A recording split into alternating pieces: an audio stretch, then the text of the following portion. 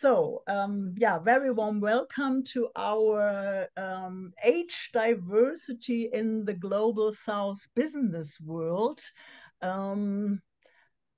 discussion. And the thing is, I'm going to start a presentation, and afterwards we're going to have the two interview partners. So dear Jacinta, dear Eliane, I will try to make it short because my presentation is more an interview. So an overview, sorry. So I'm still a little bit with the technique here. Moment, sorry. Oh my God, I have to see where I can put the pictures. Okay, I have a problem with the pictures. Zurück.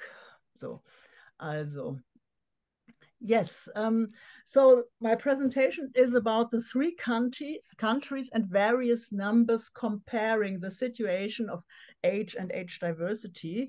And there will be a short introduction to the speakers. And then we are going really to speak. So my PowerPoint is only about the first 2 points. And the other points, as Susanne already mentioned, will be on international relations. We're going to hear from Jacinta and Eliane, from challenges in business in Brazil and in Kenya, and then some measures for age inclusion.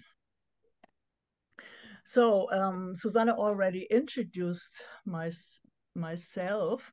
The only thing I like to add is that I'm also a member of AWE, which is African Women in Europe, so the Afro diaspora, which I'm quite connected with a lot of women from Afro diaspora and other two-culture women, which are my nowadays focus. So here we go. I'm going to as I told you, I'm going to compare always the three countries. And anybody who understands about, sorry, the technique of Zoom, the photos here are kind of hindering me. What can I do? Aha, now, okay, I have it a bit reduced. Okay, so sorry for this. So, of course, the largest country of all is Brazil with 8.5 million square kilometers, and followed by Kenya with 0.6 square kilometers, and Germany, comparatively small, with a 0.36 square kilometers. Only interesting to mention is that really Brazil is so immense. It's 14 times Kenya, and it's 23 times Germany. So just to get an idea. And I also put them into the three continents of Latin America, Africa, and Europe, so that you get an idea. Next thing, we're going to speak about population. There we already have a difference. Of course, still Brazil on number one with 213 million inhabitants, Germany with 84, and Kenya with 55 million. And then I show you some age pyramids. So the thing is, just have a short look at the form of the pyramid so that you can immediately see the main differences. So we are three countries in this world, but we have really different age shapes and pyramids. So in Kenya, you have this high number of very, very young people. So I'm going to talk about this more. And in Brazil, you can see it's here in the middle is the biggest, and in Germany you have this two proportions, which is around 60 and then also around 30, a bigger one. So the next moment, yeah. So I'm going to, if it's about age diversity, now you can see it at one glance. The median age is so different between the two countries. In Kenya, it's 19.6 years. So it's a very, very young population. In Brazil, it's 34 years, and in Germany, 45 years, the median age. And, oh, sorry. And I have to say, sorry, there's happened something with my PowerPoint right before. So the largest age group in Kenya is exactly between 0 and 14 years. So imagine this is the largest age group. In Brazil, age is also going up. So the largest age group from last year was between 35 and 44 years. And in Germany, you can see the real difference. It's between 55 and 64 years. So this is for our change makers 50 plus. There's where we meet ourselves. And yeah. So, and you already heard a bit about the two speakers. Just let me introduce them one more time. Eliane from Brazil. She has an MBA in business management, and she is a qualified dentist. She worked 30 years in business as entrepreneur and executive leader in large companies. Now she trains and develops age diversity studies at universities in Sao Paulo and also in Lisbon. Jacinta Kiruthi, she is a CEO of Intra-Africa, also an economist, has an MBA in strategy, and she is supporting especially the implementation of the AFCFTA in Africa. She's going to explain us more about that. So I really love to welcome the two of you, Eliane and Jacinta. Let me leave this presentation. Yeah. So, can you, have I der gemeinsamen Bildschirmnutzung? Okay. Hello. So, now it would be great to see the three of us. Okay, let's go. So, Eliane and Jacinta, tudo bem, Eliane? Que bom que você Hello. chegou e está participando in the very last minute of our meeting. Thank you so much that we met on this weekend. So Yes. for the one who is doing the Zoom, can we see three of us at the same time? Petra, Eliane, and Jacinta. This would be great because we are working only on it. 1 moment. Yeah, okay, thank you.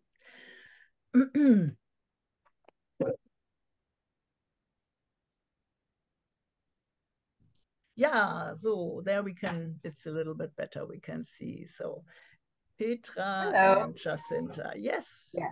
great. Hello to you. Hello. So it's also for all the three of us, also Hello. for our listeners. It's the first time that we really see each other because we only communicated on WhatsApp and on via email. So great. So hope you're doing well. Yes. Yes, And yes. Jacinta, is it okay the way I pronounce your name, or is it? Do you have something different? No, it's actually, I think you say it correctly. It's Jacinta. Jacinta. Okay, fine. Yes. Fine. So, okay. So, our very first question. So we had a short glance onto the very different numbers of our three countries, and only just to give a background of the Global South. I started to work with Global South in the beginning of the 90s, and there's a lot of development since. And so I found it interesting to have two continents. So like an African representative like you, Jacinta, and you're the one who works all over Africa with integrating African countries and bringing them really to trade with each other, and also with the other continents, which is very interesting. And Eliane, you're the specialist for the age diversity in Brazil. And yeah, coming from a different background. It's so interesting that we all meet here with this issue of age diversity in change. So let me ask the very first question: how would you describe the intergenerational relations in your country? Maybe Jacinta, you can start. How is the everyday life between Dynamic. young and old? All right. Thank you very much, Petra. It's wonderful to be here. Good afternoon, everybody, and greetings from Nairobi. I know you're going through your summer in the global north, but we're going through our winter.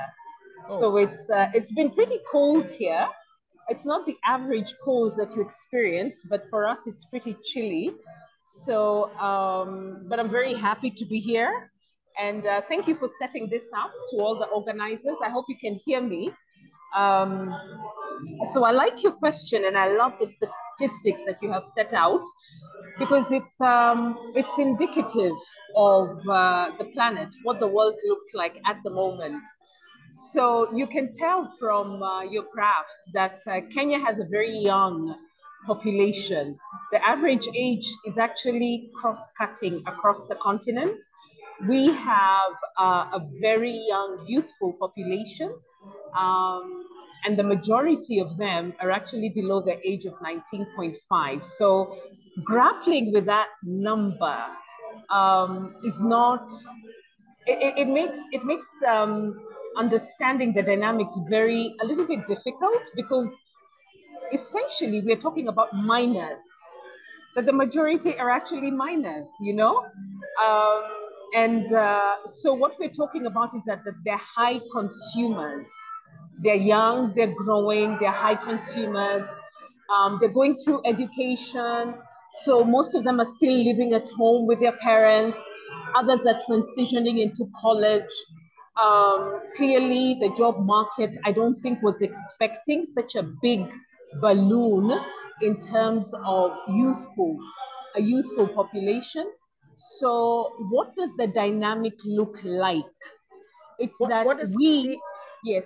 The interaction in general between the the three generations, you know, that's in the beginning, because I know it's quite different from Germany. So maybe you give us a little insight before we come to business. Yes. So, so what we're talking about is that, I think what you have to realize, it's a parent-teenager relationship. It's a parent-teenager relationship.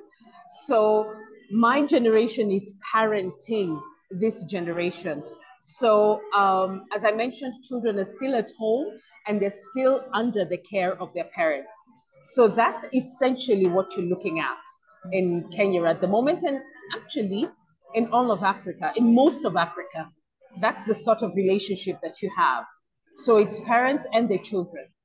That's what I would call it. That's what I would look at it as from that perspective. Yeah, interesting. Yeah. Eliane, how would you characterize the intergenerational relationships in Brazil in general? Oh, probably we have the same situation. Part of like Kenya, part like for Germany, because we are in the middle way between Germany and Kenya, and the Brazil is a big country, and we can talk about a unique only way to aging and intergeneration relation. We need to analyze, for example, I live in Sao Paulo. Sao Paulo is the biggest city in the Latin America. Here is totally different, for example, the other city in the north or northeast from Brazil. But there we have a concern regarding this integration population, young people and older people. We have public politics. We have a person only dedicated to discussion. How can you get, or how can you improve it, the intergenerational relationship? It's not easy, it's not simple. We need to talk many times. We need to provide school programs. We need to provide public and private programs, and the important is we start the conversation. We started to split the problem, and we need to continue in this way. But we don't have only way to promote or to improve this relation. Okay, and but for instance, I think there is still, even though there is, even if you're coming closer to Western and European world and mentalities, and for instance in Germany, we have a big generation gap, so the people are not relating to each other. It's like three age groups, and in their private lives they, besides family, they have nothing to do with each other. And this is really kind of, our society is getting, instead of coming together, more and more separated. And in Brazil, you still have more family relations, even though you're also living sometimes in different cities. Yes. You can learning the intergenerational relation in our families, and you need to go through in the business relation, for example. But we need to study the characteristic from generation. It's important because each generation, silent generation, baby boomer, millennials, Z, each generation has a specific characteristics. And if you wanted to improve your relation, we need to study, we need to understand, we need to prepare your mindset to have a good relation between among many peoples. It's very important. Yeah. So let's come to our next question. So we come to business. What are the challenges coming from this age diversity background? What are the challenges in your business, Jacinta? From specifically my business, or just the general business like in your country, or in Africa, if you want to generalize, but you can also speak just from Kenya. Okay, fine. So let me generalize it, because you have such a young population. As I mentioned, everybody's going to school. So if the majority is going to school, what does that mean? Is that you don't have a critical mass of skilled individuals that can go into the workforce immediately, because we're dealing with minors. So there's a gap there. So somebody such as myself, who's a specialist in trade, I cannot find people that are qualified to work in my organization. I would have to poach them from government institutions, international organizations, to come and work, because there is that gap of training that they need to go through. They need to go to college, and then they need to have time in the workplace so that they can have the requisite skill set to do what it is that I do, or to support my work. So I'm having to spend a lot of time capacity building lots and lots of capacity, as opposed to actually driving the business. So I had to take so many steps back. And now begin from the basics: capacity building. basic, very basic capacity building. What is it that I am doing? What am I doing? Who is qualified to be in this space? Do they understand the, how do I call it? Do they even understand the dynamics of what is happening within the continent? So I realized I might be thinking about moving my business forward, but I need to train somebody to do the work that I'm doing. So from my perspective, that's the way I'm looking at it. Now, from a country's perspective, we are lucky that we're a country that is very well interconnected as far as the internet is concerned. In Kenya, we almost have, I have to be honest, it's almost 75 to 80% internet connectivity, which is, I think, amongst the highest in Africa. So what does that mean? Skills transfer happens very quickly. So long as there is internet connectivity, people just tap into their phone and they're able to learn online. So when COVID happened, the transfer from formal learning to online from in-person learning to virtual learning happened very quickly. We didn't have a problem making that transition. And what has also happened is that we have started taking up remote jobs. So there has been a growth in the gig economy in my country. So we have a lot of young people, now the people above the age of 19.5 and 25 getting into the gig economy. So they're the ones who do the transcription jobs, they do the online trading. You'll find it's Kenyans doing a lot of that work. So because we are very lucky, we have internet connectivity.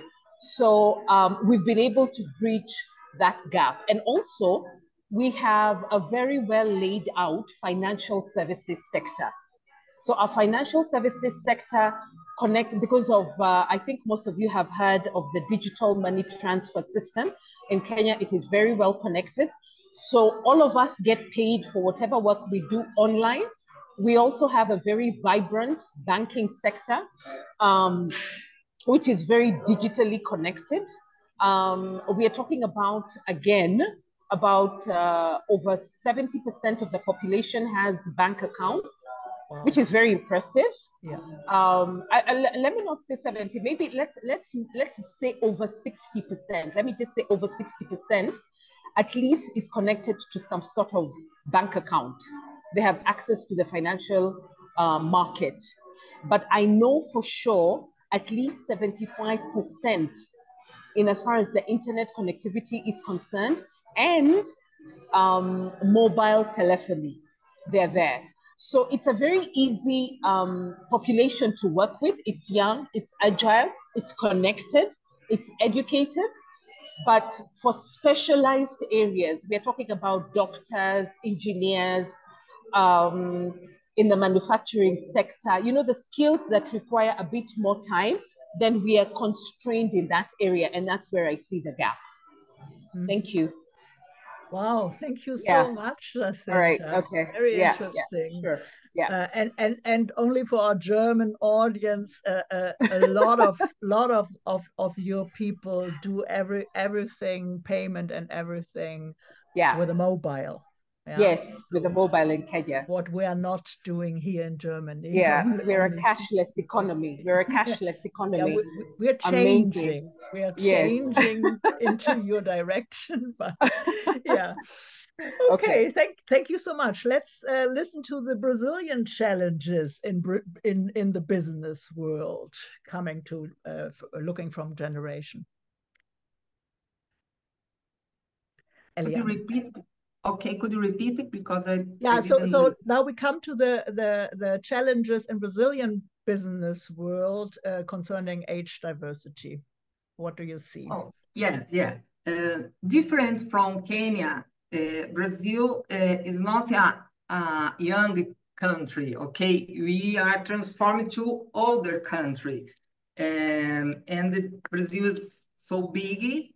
And we have a scenario in the south of the Brazil, and then we have another scenario in the north of the Brazil. Because, for example, in north of Brazil, we have the forest, the big forest in the world, the Amazonia. We have many Indian. So we have, for example, another situation, the Middle West, when you have a big agriculture factories, for example, and they use AI with a large industry for this. All the control regarding the agriculture is by AI. Okay, I have data and information from my region, the south of Brazil. When you have the concentration, the industry of services, we have a gap in the IT skill, because the IT in general, infrastructure, developing AI, but it's the gap general in the world. After the pandemic, we need the opportunity to work. For example, I am here in Brazil, but for example, I can work to a company in India, for example. Then the remote is a possibility, but we have not many companies, but some of them are starting a specific recruitment programs. Okay, they are prepare recruitment and selection for only employees 50 plus. Okay, because it's necessary, it's cool, and the social pillar in the ESG. So it's a concern nowadays here in Brazil. Big companies are prepared a space training our employees to receive new employees 50 plus. 50 plus. Yes. Yeah. So this is the challenge in Brazil, to receive 50 plus employees, yes, and also to train them or to. Yes. You have two ways. Lifelong learning it's in the van, because you need to continue prepare yourself. Mm-hmm. You not expect the company prepare you. You need prepare yourself. You need to continue study, and you have three opportunities basically. You can go to the public school. Here in Brazil, we have the most important university in the world, USP, Universidade de Sao Paulo. It's free. You have many others. We have private school in many degrees, and you have some free courses.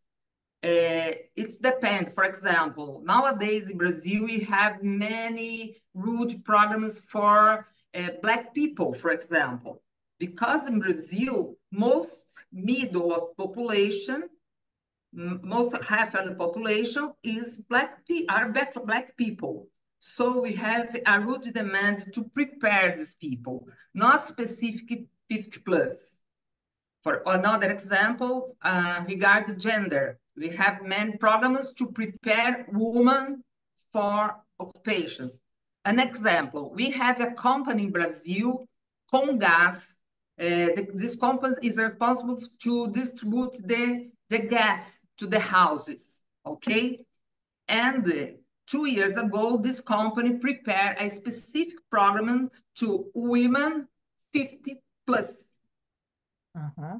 And they prepared these women, the training, to work in many areas in this company, including in the street, to attend a problem in a house, for example. It's interesting. You have this. It's only just to mention for our German audience, in Brazil, a lot of cooking is still done with gas. So you have a high gas consumption. Yes, high, because it's not common electric cook here in Brazil. It's more common gas. So we have a company that controls the distribution and Congas, and they prepare a specific program, women 50 plus. 50 plus, for example. But in general, companies prepare only a program for 50 plus. It's very common for a position in the customer service by phone or in front of the desk in physical stores, okay? It's important to remember in Brazil, we have the definition for older people is when they are 60-year-old, not 50. But the problem regarding age prejudice starts around 40, 45. You have some people talking about suffer prejudice around in 30 years. It's not common, but... One moment. What is with 30 years? People are considered to be old? 35 years. Yeah. We have related some people told me we suffer age discrimination, and I am 35. I don't know because... God. Yeah, it's terrible, but I'm not sure about this because I read in a newspaper, but I'm not going to check this information, okay? But in fact, we have many programs in companies 50 plus. Yes. Yeah. Some employees works 45 plus, okay? But the official age for I am older people is 60 years old, okay? This is the official definition. Official. So you're considered to be old if you're 60 plus, okay? Yeah. And when you are old people, we have some gifts from, for example, you don't need to pay for public transportation. You have a specific slots in park lots. We have the market in specific parking. Parking lot. Okay. So you can pay a half ticket for movie theater events in general. Okay. We have this here too, but in Germany it starts with 65. Okay. So real difference. So Eliane, you already got a little bit into our next question, which are the measures companies take. So you mentioned already two. Let me come back and include Jacinta in our discussion, and also for the audience, please, if you already have questions, write them down in the chat. And so we are coming to the third questions that you can maybe show us some measures which companies are taking to address age or intergenerational cooperation. Jacinta. Okay, thank you very much.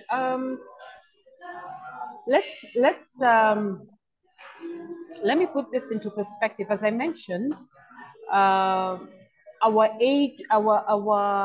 jobs did not increase. What happened is that the population increased.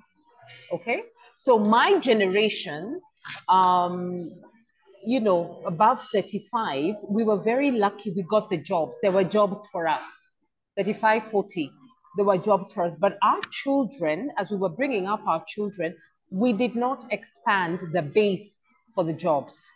And jobs come about through manufacturing, for example. So what happened is that now we have a very, I don't want to call it a constricted economy, but it is a constricted economy. Now we have a youthful population, constricted economy. So it's small. It is not commensurate with the population. We should be doing much better than that, okay? So we went into employment and we did not go into job creation. So a lot of the companies now in the private sector are preferring to give people the option of early retirement. And early retirement here means you can leave employment and get a package from the age of about 45, from as early as 45, if you're willing to leave employment to even 50. So you can leave employment voluntarily and you get a package for the years that you have worked. And then, so a lot of people prefer to go to do that so that they can go into business. I don't know whether you can hear me. Yes, I can. Yes, so that they can go into their own enterprises. They can set up their own businesses. So this is what's happening. So they're knowing, not going to sit down at home. They are creating enterprises. Exactly. So they create small or micro businesses, which they run themselves. So you find people are not going to wait till they are maybe 60, or you have the option to remain on the job till you're 60. But most people prefer, why don't I leave early? Let me take my retirement package when I'm still strong, okay? And then start an enterprise, which I can run for another 30 years. Still, I'm about 70. And a lot of people are doing that. I have seen that trend. So that is what organizations do. The government allows you to retire at the age of 60 to 62.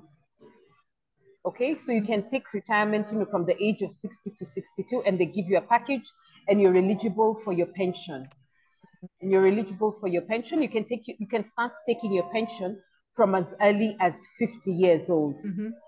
You can take your pension, or even at 55. The private sector says 55.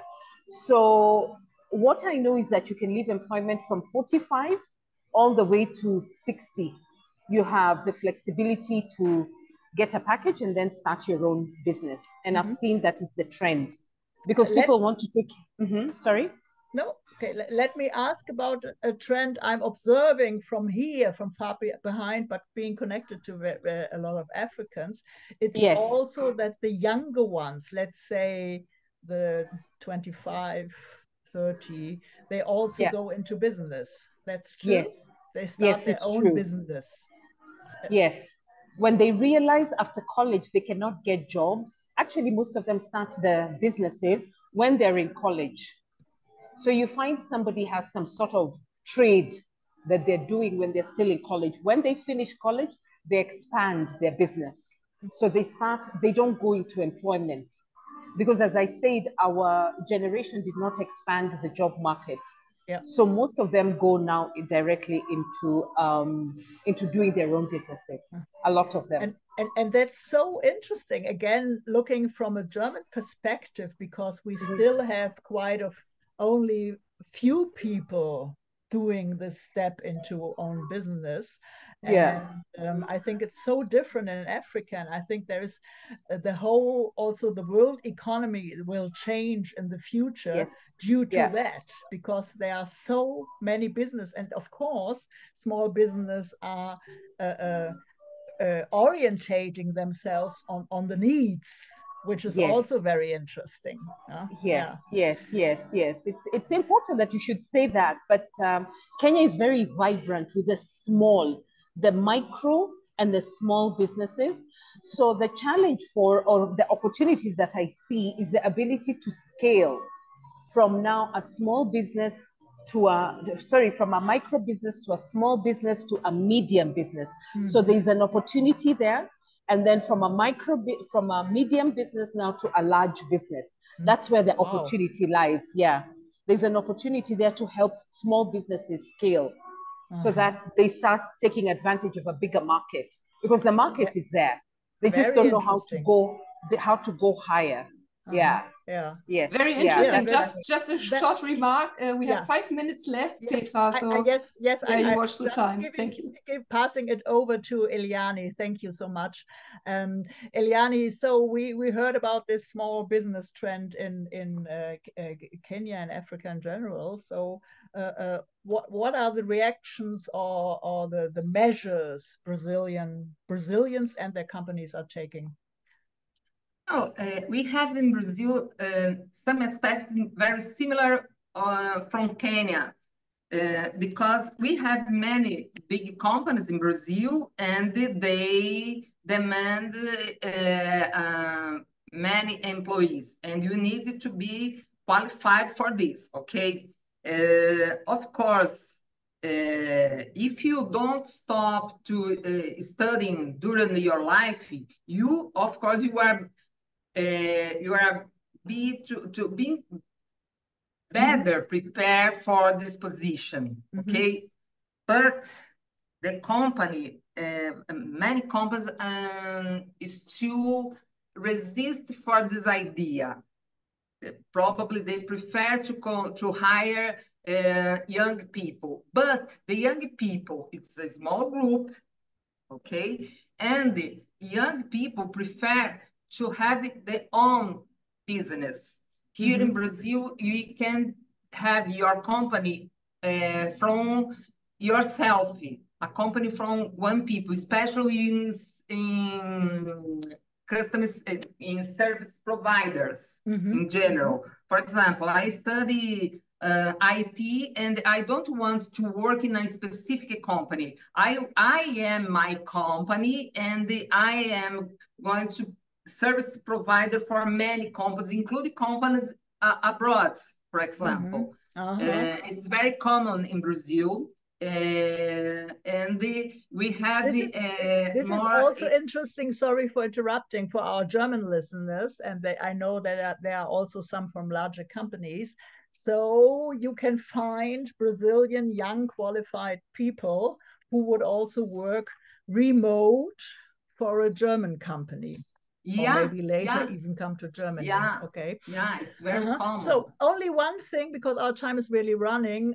One of the measures you remember, you mentioned in the to me, is this reverse mentoring, and it's not only like we have it here that the younger ones train the elder ones in digital, but you also have other subjects. Please talk about that. No, yes. Reverse mentor is a rude tool to prepare people. And for example, not only soft skill, but in hard skill. In project management, there is a methodology from PMI, and me and my colleagues study from PMI. But nowadays it's more common use agile methodology from project management and young people. Agile methodology. Agile, and young people prefer agile methodology. So you can provide reverse mentoring in the company where young people teach the older people agile methodology, for example. It's again for the company, and of course you can provide the older people touch PMI methodology to young people, and you can increase in the mix of this both methodology. It's a great. Yeah, from your perspective, this works because in Germany, it's still kind of new that the elder ones are open to be coached or mentored by younger ones. It sometimes it works, but it's still kind of very new. And so how is the relationship between the two generations in this mentoring in Brazil? You need to prepare to implement this situation because it's not easy. You need to open your mind, you need to change your mindset, you need to leave the prejudice. It's not easy. So we need to a good HR program to prepare the employees to implement this program. But it's a good opportunity to provide the multi-generation team with good results for the company. Yeah, thank you so much, Eliane and also Jacinta.